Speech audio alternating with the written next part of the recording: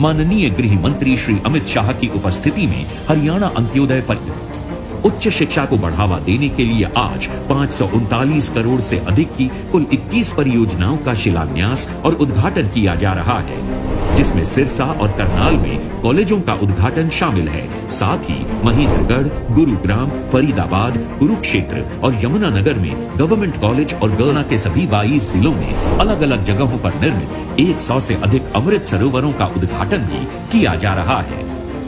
माननीय प्रधानमंत्री श्री नरेंद्र मोदी के आह्वान पर तालाबों के सौंदर्यीकरण के लिए मनोहर सरकार ने अमृत सरोवर योजना की शुरुआत कर ग्रामीण हरियाणा का कायाकल्प किया है। इनमें केयर कॉलेज का निर्माण भी शामिल है।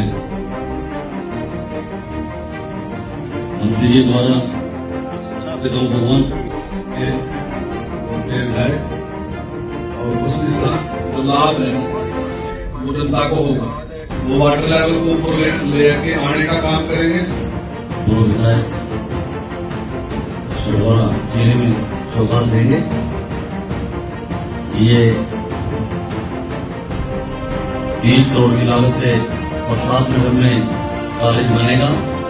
12 करोड़ की लागत से ज्योतिषा भूले जिनका भी आज उद्घाटन होना है। माननीय मंत्री जी करीब 29 करोड़ 53 लाख रुपये की लागत से 18 परियोजनाओं का उद्घाटन होना है और 37 करोड़ 3 लाख रुपये की परियोजनाओं से मुख्यमंत्री जी का द्वारा शिलान्यास भू दृश्य समाधि केंद्र जिसकी लागत 1 करोड़ 42 लाख रुपये है। जगाधरी के जिंजारू गांव में रात का निर्माण में भू दृश्य समाधि के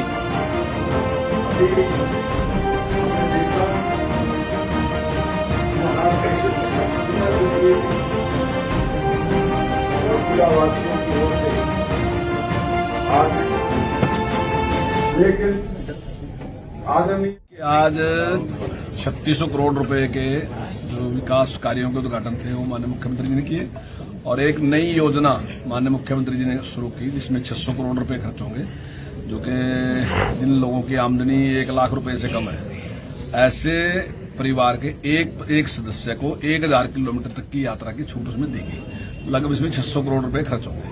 तो कुल मिला के 4200 करोड़ रुपए की जो योजना है उनकी आज शुभारंभ माननीय मुख्यमंत्री ने किया है और मैं समझता हूँ कि बहुत बड़ी उपलब्धि है। और खासकर जो सरोवर का है जिसमें आज काफी बड़ी संख्या में, खासकर हमारे जिले में तो काफी बड़ी संख्या में आज है, तो ये जो थे तालाब जो थे ये एक बहुत बड़ी समस्या बन गई है। और उसके बाद माननीय मुख्यमंत्री जी इस प्रकार का निर्णय लिया और उसके बाद केंद्र से भी एक स्कीम इस प्रकार की है अमृत सरोवर की, तो उस पर जो काम किया आज जैसा माननीय मुख्यमंत्री ने बताया कि 1700 सरोवर ऐसे हैं जिनको हमने ठीक किया। कुल प्रदेश में 14,000 ऐसे सरोवर तालाब हैं जिनकी हालत खराब है, मान लीजिए उनकी समस्या है। एक पुराने टाइम में एक था कि जब मकान कच्चे होते थे तो हम उसी में से गारा निकालते थे और रिचार्ज होता रहता था, कोई दिक्कत नहीं थी। लेकिन अब मकान पक्के गए, उस प्रकार का रहा नहीं, वो पानी जो लगातार खड़ा रहता है तो मिट्टी इतनी चिकन होगी कि वो पानी नीचे जाता नहीं। तो अब उसको जिस प्रकार से ठीक किया गया तो जहां एक तरफ तो समस्या थे उसका भी समाधान होगा और जहां उसमें एक बहुत बड़ी उपलब्धि मिलेगी, लाभ मिलेगा आम आदमी को कि रिचार्ज होगा।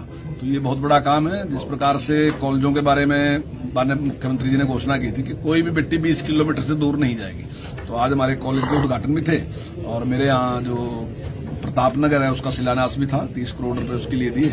और हालांकि कॉलेज तो काफी लंबे टाइम से चल रहा हो, मेरे ख्याल के 2 साल से ज्यादा टाइम हो गया होगा उसको चलते हैं, लेकिन अब उसकी बिल्डिंग भी बन के तैयार होगी। तो उसके लिए हम माननीय मुख्यमंत्री जी के आभार व्यक्त करते हैं। उनका निर्णय है, पार्टी किसी एक व्यक्ति से प्रभावित होकर कोई निर्णय नहीं करती है, तो उनका अपना निर्णय है, जो भी उनका होगा।